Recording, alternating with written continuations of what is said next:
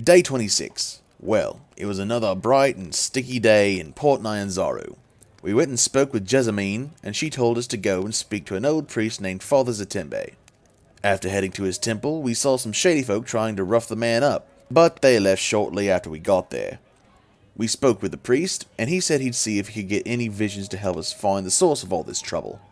While we left Father Zatembe to do his thing, I got in touch with the people who were roughing him up. As it would turn out, they had some information concerning the curse as well, saying they think it was in the deep south of Cholt. And, as it would happen, they also knew the gnome guy who was dead with the shield guardian. Back with Zatembe, he said that he had seen a city encased in cliffs and crawling with snakes, and something about an obelisk. Not much to go on, but there's only so many places that can be surrounded by cliffs, so it was better than nothing. We've decided to head out in the morning. No sense in pushing ourselves to a breaking point, right? Day 30. Not much has been going on this past week, mostly scrounging for food or avoiding monsters. I've been reading the old Gnomes Journal, mostly to keep out of boredom.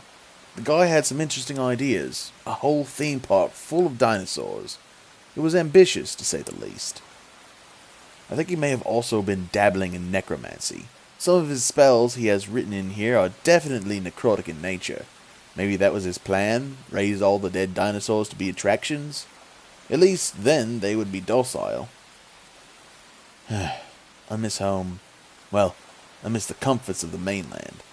Home for me is wherever the circus goes. It's been almost 10 years since I joined Mr. Black's troupe.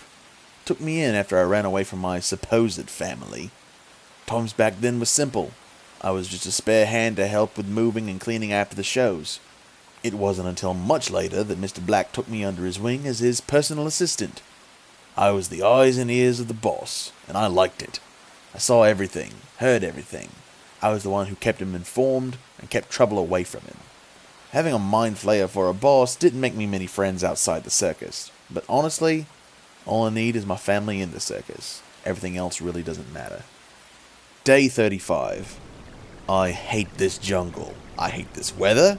I hate Cholt in general. Between the insects, the lack of comfort, and the overabundance of undead and sentient plants, this whole continent can sort off. And screw assassin vines in particular. We made it to Firefinger, a huge tower in the jungle that always had smoke coming out from the top. Since this was the tallest place in a long ways, we figured we could use it as a lookout and get our bearings. Fatality was nice enough to talk the spiders into not eating us, and as we made our way up, we took care of sturges and an old terrafolk. Terrafolk, if you don't know, are flying dino people who look like they belong in the Plane of Nightmares, or snatching kids who wander in the forest by themselves. We saved an Aarakocra, who told us of a royal being kept safe in a city, or a temple or something. It seems pretty out of the way, so I don't think we'll be following that lead. After clearing out the top of the tower, we all turned in for a good night's rest.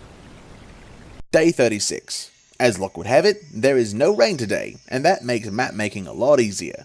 I was able to get a lay of the land, at least, one that would keep us from getting too lost. Couldn't find anything with cliffs or a city, however I did spot a floating stone heart way off in the distance. It'll take us a bit, but I think we should head there next.